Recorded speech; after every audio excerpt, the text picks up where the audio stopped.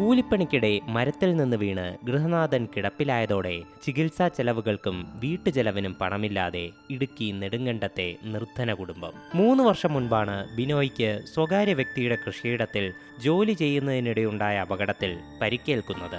നട്ടെല്ലിന് ഗുരുതരമായ ക്ഷതമേറ്റതിനാൽ മാസങ്ങളോളം കോട്ടയം മെഡിക്കൽ കോളേജിൽ ചികിത്സയിലായിരുന്നു. ജീവൻ തിരിച്ചു കിട്ടിയെങ്കിലും അരയ്ക്ക് താഴേക്ക് ചലനശേഷി പൂർണ്ണമായും നഷ്ടപ്പെട്ടു. 26 ദിവസത്തോളം വൈകി. ഇങ്ങനെ ഭയങ്കര തിരക്കാണ്. ഓപ്പറേഷൻ ചെയ്ത് കഴിഞ്ഞ് കിടത്താനും പറ്റില്ല, അങ്ങനെ വിശ്വാസമില്ല. അങ്ങനെയൊക്കെ താമസം വന്ന് 26 ദിവസം പെൻഡിങ്ങിലായിട്ട് പിന്നെ 26 ദിവസം കഴിഞ്ഞിട്ടാണ് ഓപ്പറേഷൻ ചെയ്തത്. കൂലിപ്പണി ചെയ്താണ് ബിനോയ് കുടുംബം പുലർത്തിയിരുന്നത്. വരുമാനമില്ലാതായതോടെ ഇവർ പട്ടിണിയിലായി. വീടിന് വാടക കൊടുക്കാനും മരുന്ന് വാങ്ങാനും ആരുടെയെങ്കിലും മുന്നിൽ കൈനീട്ടണം. ബിനോയ്ക്ക് ഇടയ്ക്കിടെ ശാരീരിക ബുദ്ധിമുട്ടുകൾ അനുഭവപ്പെടുന്നതിനാൽ ഭാര്യ സിന്ധുവിനും ജോലിക്ക് പോകാൻ കഴിയാറില്ല.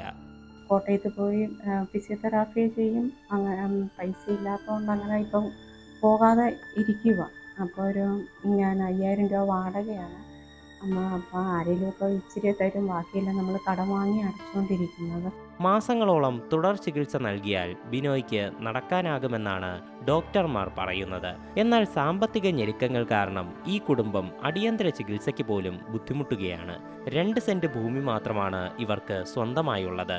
ഒരു വീട് വയ്ക്കുക എന്ന സ്വപ്നവും ബാക്കിയായത് ബിനോയുടെ വേദനയാണ്.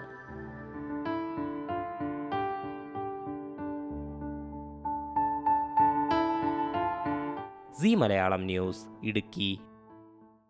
ഏറ്റവും പുതിയ വാർത്തകളും വിശേഷങ്ങളും വിരൽ തുമ്പിലറിയാൻ സീ മലയാളം ന്യൂസ് എല്ലാ ഡിജിറ്റൽ പ്ലാറ്റ്ഫോമുകളിലും ലഭ്യം.